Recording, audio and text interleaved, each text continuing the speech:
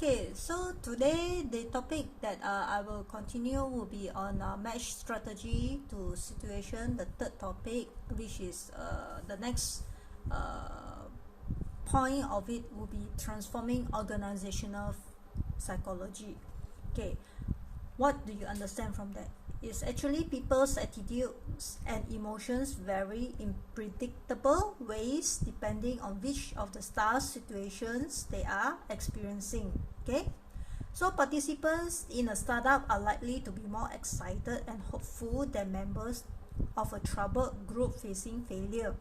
But at the same time, employees of a startup, okay, are typically much less focused on key issues than those in a turnaround, simply because the vision, strategy, structures, and systems that channel organizational energy are not yet in place. Okay, participants in a turnaround often know what the problems are, but not what to do about them. Okay, success at transitioning therefore depends in part on your ability to transform the prevailing organizational psychology in predictable ways. In startups, the prevailing mode is often one of the excited confusion, and your job is to channel that energy into productive directions, in part by deciding what to not to do. In turnaround, you may be dealing with a group of people who are close to despair. It is your job to provide a light at the end of the tunnel. In a realignment, you are likely to have to pierce through the veil of denial that is preventing people from confronting the need to reinvent the business. Finally, in sustaining success situation, you have to invent the challenge by finding ways to keep people motivated to combat complacency and to find new direction for growth, both organizational and personal. Okay, so as you can see, I have been emphasizing participant in startup, participant in a turnaround, okay, in a startup, in turnaround, in alignment, in sustaining success. Okay, so next will be leading with the right skills. All right, the management skills necessary for success vary among four star situations. Okay, startups and turnaround call for hunters, people who can move fast and take chances. In turnaround, for example, the premium is on a rapid diagnosis of the business situations, okay, like markets, technologies, products, strategies, and then aggressive move to cut back the organization to a defendable core. You will need to act quickly and decisively, often on the basis of incomplete information. Okay, the skills that contribute, okay, to success in realignment and sustaining success situation, by contrast, are more akin to farming than hunting. More subtle influence skills come into the play. Skilled farmers focus on understanding the culture and politics of the organization. They also painstakingly cultivate awareness of the need for change by promoting shared diagnosis, influencing opinion leaders, and encouraging benchmarking. To put it another way, in turnaround, the problem teach the people about the need for major changes. In realignment, by contrast, you must teach people about problems. Turnarounds are also ready, fire, aim situations.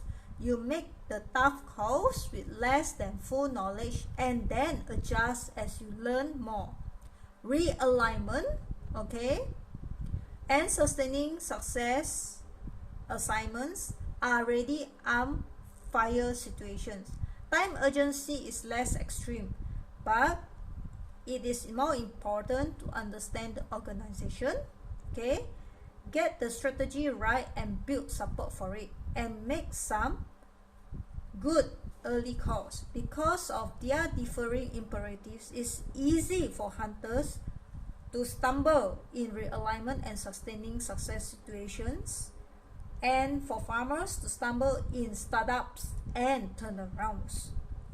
The experienced turnaround person facing a realignment is at risk of arriving with answer and moving too fast, needlessly causing resistance. The experienced realignment person in a turnaround situation is at risk of moving too slowly, expending energy on cultivating consensus when it's unnecessary to do so, thus squandering precious time. This is not to say people who are good at hunting cannot farm, or vice versa. Good managers can succeed in all four of stars situations, though no one is equally good at all of them. But it is essential to think hard-headedly about which of your skills and inclinations will serve you well in your particular situation and which are likely to get you into trouble. Okay? Don't arrive with a spear if you need plowing. Okay? If you need to do plowing. Okay? Okay. Now, the next point will be focusing your energy. Alright, achieving clarity about the type of situation you are confronting helps you decide what you need to do in your first 90 days. Okay, in particular, clarity helps you to make 3 fundamental early choices. 1. How much emphasis will you place on learning as opposed to doing? 2. How much emphasis will you place on offensive as opposed to defense? 3. What should you do to get some early wins? Okay. After that, the next point will be learning versus doing. Okay. The correct balance of learning. Okay. So, how much time should you devote, okay, to deepening your understanding of your new organization, as opposed to making decisions, initiating changes, recruiting new people, and so on? The correct balance of learning and doing differs strikingly in the 4-star situations. Okay, in turnaround and startups, okay, the premium is on doing. You make some early calls without full information. If you spend too much time learning, events will overtake you and create a vicious cycle. Okay, you will have to fire before you are certain of your aim and then adjust accordingly. Alright, remember that. Okay, this is not to say that learning is unimportant, okay, in turnaround and startups, but learning is required in this situation is fundamentally technical in nature. It is about mastering quickly what there is to know about the technical domain of the organization, products, markets, projects, technologies, and strategies. This is the easiest and fastest type of learning. Okay? So, in realignment and sustaining situation, a different emphasis on learning is warranted early on because you are dealing with people, okay, who are or think they are successful. Okay, in this case, okay, they may not be hungry for change or direction from you. Okay, early mistakes, especially if they are interpreted as risking the traditional strengths of the business, will cost you dearly. The good news is that you will have time to learn. Okay, there is no need for urgent early action in realignments or sustaining success situation. You can afford to aim carefully before you fire your first critical shots. Okay, so in realignment and sustaining success situation, you must delve deeply into organizational culture and politics. If, as was the case with Chris in the last topic, okay, you spend inadequate time understanding these dimensions of organization, you will inevitably, okay, step on some landmines. As you have seen, learning about organizational politics and culture is hard work and takes time. Fortunately, In this situation, you will have time if you give yourself permission to move cautiously and don't fall prey, as Claire did, to the action imperative. Okay, now next point is offense versus defense. Okay, as you know early on, how much time should you spend on offensive planning, identifying new markets and developing new products and technologies, and how much on playing good defense, defending existing market share positions, buttressing existing positions, and extending existing products. Of course, you need to do both in all these situations, but the relative emphasis you should initially place on offensive and defensive differs greatly. For example, a startup is all about offense. You are there to get something new going.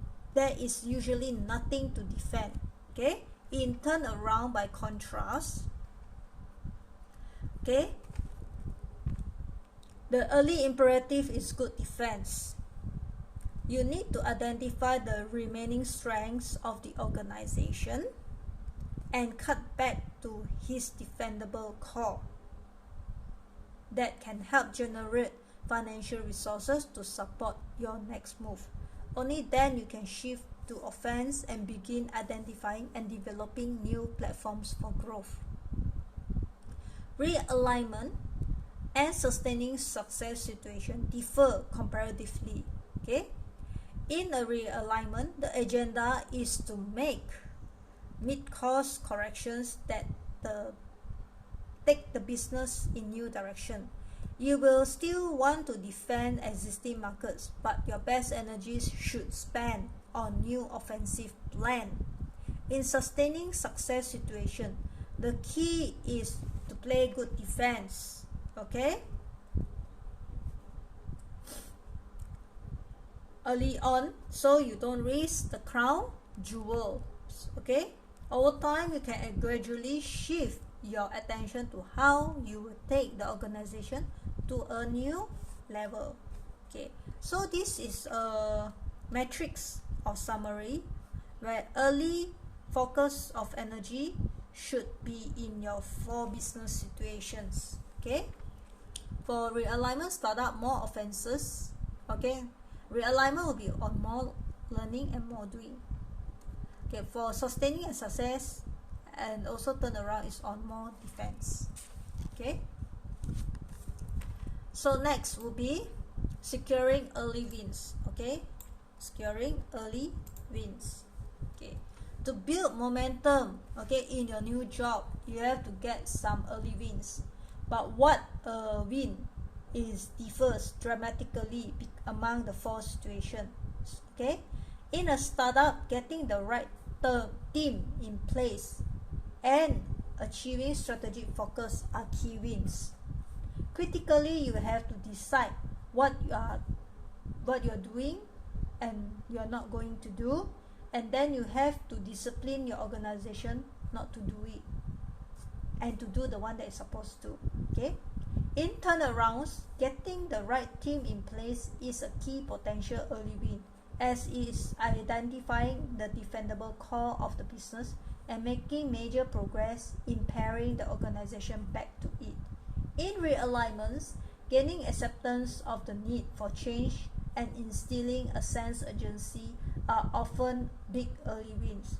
Finally, in sustaining success situations, gaining and displaying understanding of what has made the organization successful is a key early win, because it helps you to win the right